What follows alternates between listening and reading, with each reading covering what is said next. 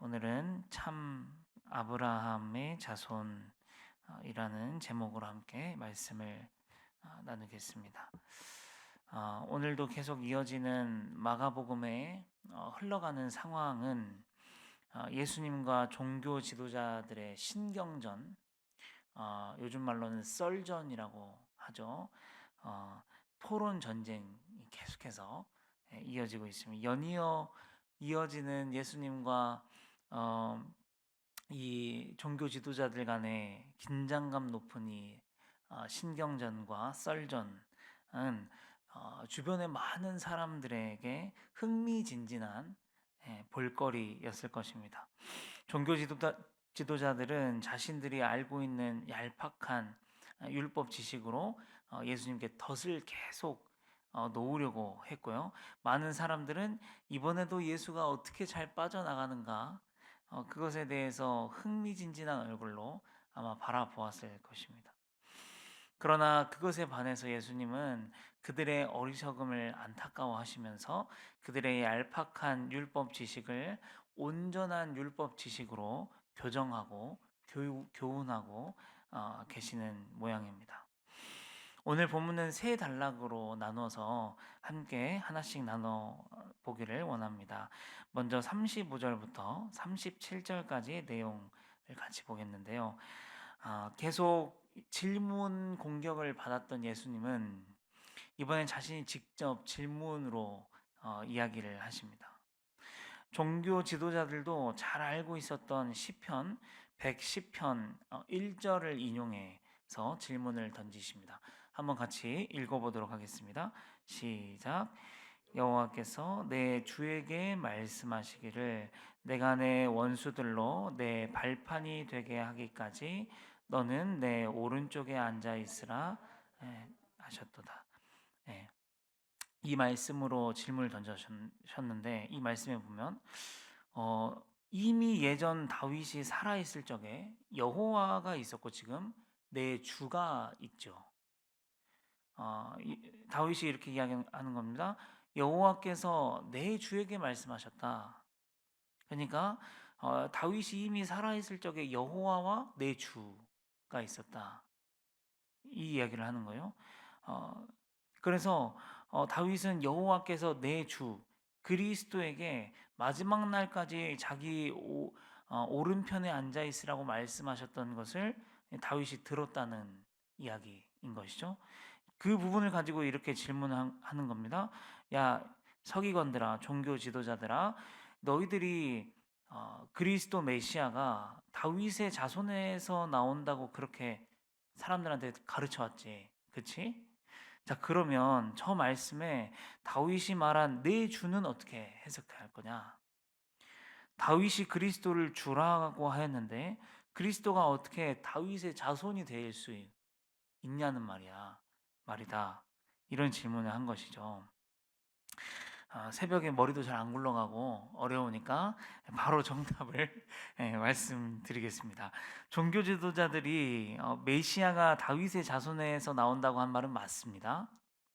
그런데 반만 맞습니다. 왜 반만 맞냐면 이들은 메시아가 다윗의 육신적인 혈통, 인간적인 혈통에서 나올 것만을 이야기했어요. 그런데 예수님이 가르쳐 주신 더 중요한 부분은 뭐냐면 이 그리스도 메시아가 기름 부음 받은 신적 혈통에서 나오는 것을 이야기하고 있습니다. 어, 그러니까 이들은 단지 다윗 같은 사람을 원했어요. 무슨 말인지 아시죠? 단지 다윗처럼 그때의 부흥을 가져다 줄 메시아, 사람, 왕, 자기들을 로마의 억압에서부터 벗어나게 해줄 메시아, 그 인간적인 혈통을 말하고 있었어요. 그러나 하나님의 뜻은 뭐냐면 하나님께서 이 땅에 보내신 메시아는 무엇이냐면 하나님께서 보내신 메시아는 신적인 기름 부음을 받은 혈통, 사망의 저주를 끊고 마귀의 권세를 짓밟고 우리의 영혼을 영원히 구원하고 속량할 메시아를 이야기하시는 거였습니다. 그러니까 인간 다윗과는 비교도 안 되는 메시아를 하나님은 말하고 있다는 것을 이야기하시는 것이죠. 아브라함의 자손이라는 이야기 들어보셨죠? 성경에 아브라함의 자손이라는 말이 나옵니다. 예수님께서 종교 지도자들에게 일침을 날리실 때도 이런 말씀을 하셨는데, 마태복음 3장 9절인데 한번 읽어보겠습니다. 시작. 속으로 아브라함이 우리 조상이라고 생각하지 말라. 내가 너희에게 이르노니 하나님이 능히 이 돌들로도 아브라함의 자손이 되게 하시리라. 쉽게 말하면 자기 입으로 떠드는 아브라함의 자손이 있다는 거죠. 너희들은 그냥 입으로 떠드는 아브라함의 자손이다. 그 말은 뭐냐면 진짜 아브라함의 자손이 있다는 거죠. 그러니까 지금 계속해서 바리새인과 종교 지도자들이 말하는 인간적인 혈통과 신적 혈통이 나눠지고 있는 개념입니다. 자, 요한복음 8장 39절 시작. 대답하여 이르시되 우리 아버지는 아브라함이라 하니 예수께서 이르시되 너희가 아브라함의 자손이면 아브라함의 행한 일들을 할 것이거늘. 진짜 아브라함의 자손이면 아브라함이 행한 일들을 할 것이다. 아브라함이 행한 일들을 행하는 사람이 진짜 아브라함의 자손이다. 그 얘기를 하는 거죠. 또 갈라디아서 3장 7절입니다. 시작. 그런즉 믿음으로 말미암은 자들은 아브라함의 자손인 줄 알지어다. 아멘. 믿음으로 말미암은 자들이 진짜 아브라함의 자손이다. 계속해서 또 갈라디아서 3장 29절 시작. 너희가 그리스도의 것이면 곧 아브라함의 자손이요 약속대로 유업을 이을 자니라. 네, 계속해서 아브라함의 자손을 이야기하고 있잖아요.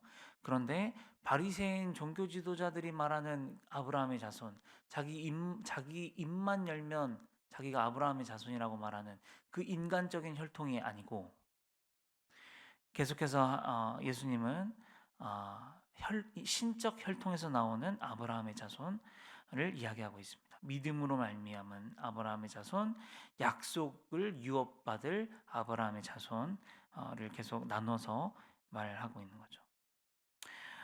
이 부분이 굉장히 중요한 부분이기도 합니다. 왜냐하면 하나님께서는 인간이 타락한 후에 계속 꾸준히 인간적인 혈통과 신적 혈통을 하나님께서 구별하시는 모습을 볼 수가 있습니다. 보세요. 어, 누구죠? 아담과 하와의 두 아들이 있잖아요. 누구죠? 가인과 아벨이죠. 그 중에 하나님께서 누구를 택하신 거예요? 아벨을 택하시잖아요. 이게 지금 하나님 이 신적 혈통을 구별하는 것입니다. 그래서 가인과 아벨 중에 하나님을 잘 섬겼던 아벨, 수많은 사람들 중에 또 유일하게 하나님을 경외한 노아의 세 아들 셈, 함, 야벳 중에 셈을 통해서, 그리고 아브라함을 통해서 또 이삭을 통해서, 그 다음에 에서와 야곱 중에 야곱을 통해서 쭉쭉쭉 구별하셔서 예수 그리스도까지 이르고요. 그 예수 그리스도의 믿음의 혈통이 교회로, 우리죠. 예수님을 믿는 교회까지 이어지는 겁니다. 그래서 이것을 알고 마태복음 1장을 읽어보잖아요. 그럼 거기에 그리스도의 계보가 나오는데 정말 재밌는 사실을 알 수가 있습니다. 한번 읽겠습니다. 시작.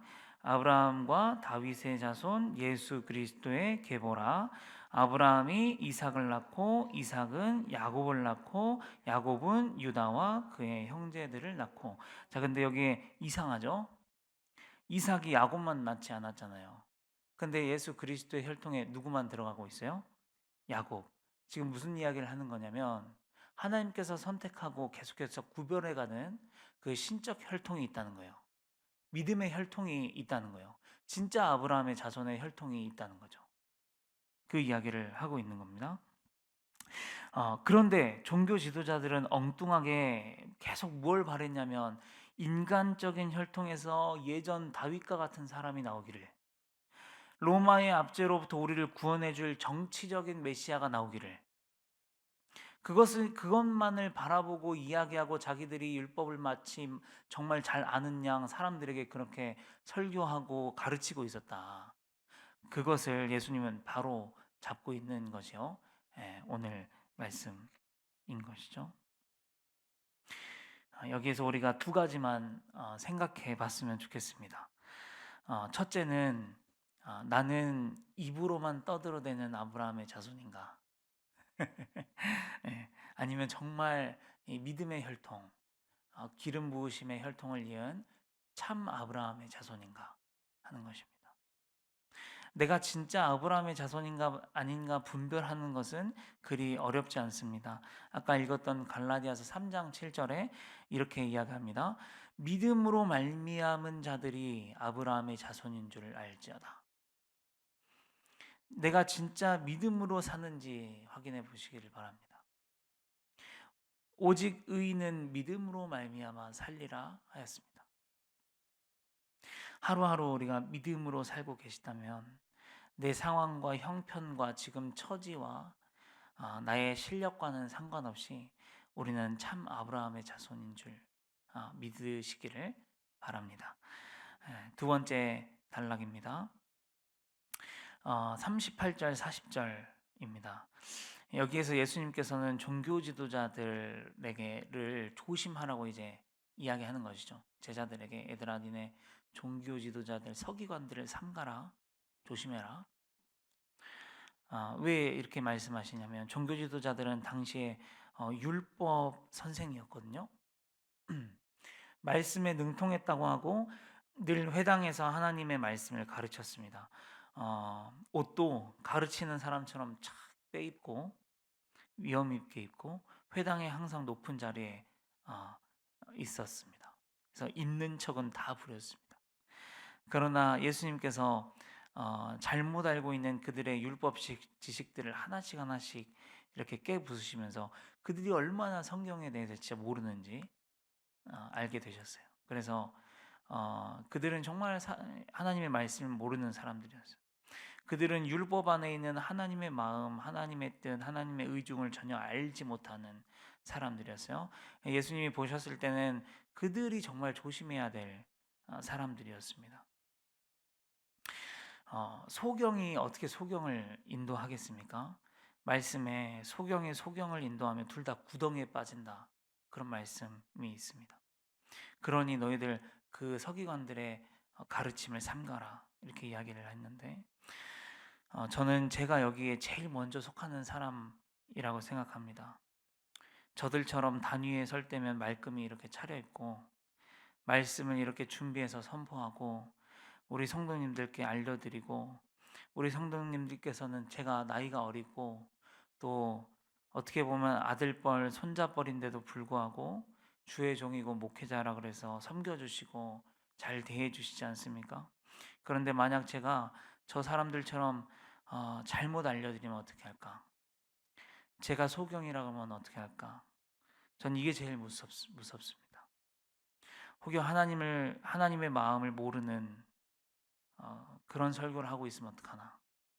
하나님의 마음과는 전혀 다른 목회를 하고 있으면 어떡하나? 두렵습니다. 하나님의 말씀을 살아내지 못하고 말씀만 입만 떠들어대는 사람이 될까봐 두렵습니다. 솔직히 그러다가 타락하지는 않을까, 넘어지지는 않을까, 잘못된 구덩이로 성도님들을 이끌어가지는 않을까 무섭고 두렵기도 합니다. 아마 모든 목회자들이 이런 마음을 가지고 있을 거라고 생각합니다. 때로는 정말 때로는 가끔 일찌감치 내려놓고 다른 일을 할까도 생각하기도 합니다. 혹여 우리 성도님들께서 목회자들이 생각나셔서 위에서 기도해 주실 때 꼭 이 부분을 위해서 기도해 주셨으면 좋겠습니다. 말씀으로 돌아와서 이 바리새인, 이 종교 지도자들 같은 소경이 결국 누구냐면 이 시대의 이단들 아니겠습니까? 그런데 오늘 말씀 40절에 보면 이런 자들이 받는 판결은 더욱 중할 것이다. 그렇게 이야기하고 있습니다. 제가 먼저 이 말씀을 마음에 잘 새기도록 하겠습니다. 그리고 우리 성도님들에게도 권면 드리기를 원합니다. 우리 성도님들께서도 집에 가면은 누군가에게는 성경을 알려주시는 사람이십니다. 믿지 않는 자녀들에게, 가족들에게 교회와 예수 그리스도를 전하는 사람들로 하나님께서 불러주신, 세워주신 사람들입니다. 그러면 우리가 적어도 바르게 알려 주어야 하지 않겠습니까? 종교 지도자들처럼 외식하는 이 신앙생활은요, 이것이 끼치는 영향력은 무섭습니다. 나만 죽이는 게 아니라 다른 사람들까지 영향을 미칩니다. 내 주변까지 구덩이로 끌고 갈 수 있음을 기억해야 합니다. 그래서 바르게 알고, 바르게 믿고, 바르게 가르칠 수 있는 저와 성도님들 되시기를 소망합니다. 마지막 세 번째 단락은 41절부터 44절까지의 말씀인데요. 익히 아시는 말씀입니다. 가부의 두렙돈이죠. 예수님께서 제자들과 회당에 앉아서 무리들이 어떻게 헌금하는지에 대해서 보셨답니다. 그 중에는 많이 넣는 사람들도 덜어 있었습니다. 그런데 예수님께서는 두 렙돈을 넣은 과부가 제일 많이 넣었다고 이야기하셨습니다. 실제로 액수를 따지면 가장 적은 돈을 넣습니다. 과부는. 그러나 마음으로 따지면 가장 큰 마음이었습니다. 다른 이들은 있는 중에서 그것을 내어도 타격받지 않는 선에서 내었습니다. 그렇지만 과부는 자기의 전 재산을 내었습니다. 묵상하면서 어떻게 이럴 수 있을까 생각했습니다. 나는 이렇게 살고 있는가 생각했는데 이 과부의 두렵돈을 생각하면서 서서평 선교사님이 생각났습니다. 아신가요? 아, 이 선교사님은 일제 강점기 때 빈민가에 있는 여성들, 아이들을 구제하는 사역을 하셨던 선교사님이십니다. 여자 선교사님이시고 미국인 선교사님이셨습니다. 3.1운동으로 부상당한 조선인들을 치료해주고 독립운동가의 옥바라지를 해줬다는 이유로 이제 광주로 쫓겨 내려와서 나 환자 수용소를 찾아다니면서 환자들을 치료해주고 거리의 빈민촌에 여자들, 고아들을 데려다가 키웠다 그럽니다. 일생 전부를 그렇게 사셨다고 그래요. 정말 더 놀라운 건 뭐냐면요. 이분이 세상을 떠나셨을 때 이분이 가진 것을 이렇게 모아봤는데 가지고 있던 것이 뭐였냐면 자신이 덮고 자던 담요 한 포와 일주일 삭세에 해당하는 7전 그리고 강냉이 2줌이 전부였다 그럽니다. 그분의 재산이 그게 다였대요. 평생을 나환자를 돌보고 빈민가의 여성 고아들을 데려다 보살피는데 다 쓰시고 그렇게 가신 것이죠.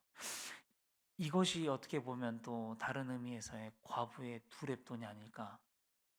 그가 가진 것은 적었지만 그의 마음은 예수님 보셨을 때 누구보다 컸고 많이 하나님께 드렸던 사람이었겠죠. 참 부끄럽습니다. 우리는 더 가지려고 하고 안 주신다고 떼쓰고 어렵게 한다고 징징거리는 것에 우리의 삶을 다 허비하는데 이런 분들과 우리의 삶은 이 삶의 밀도가 너무 차이가 많이 나서 예, 비교도 안 되고 참 부끄럽다는 생각이 듭니다. 우리가 예수를 믿으면서 어떻게 살아가야 할까, 어떻게 살 것인가에 대해서 고민해야 한다고 생각합니다. 진짜 아브라함의 자손으로 살아가는 것이 무엇인가? 오늘 말씀 제목이 아브라함의 자손인데 진짜 아브라함의 자손으로 살아가는 것이 무엇인지 고민하고 살아가실 수 있는 저와 우리 성도님들 되셨으면 좋겠습니다. 기도하겠습니다. 아버지 하나님 감사합니다. 주님 이 말씀 앞에 우리가 겸허하게 서기를 원합니다. 그리고 어떻게 살아가야 할 것인가 무엇이 진짜 아브라함의 자손으로 살아가는 것인가 우리가 고민하고 기도할 수 있는 하나님의 복된 자녀들 될 수 있도록 인도하여 주시옵소서. 어, 그래서 이 땅에 정말 하나님의 손과 발이 되어 살아갈 수 있는 저희가 되도록 주님께서 인도하여 주시고, 마지막 우리가 주님 앞에 섰을 때 잘하였도다 충성된 종아라는 말을 들을 수 있는 저와 우리 성도님들 되실 수 있도록 인도하여 주시옵소서. 예수님의 이름으로 감사하며 기도합니다. 아멘.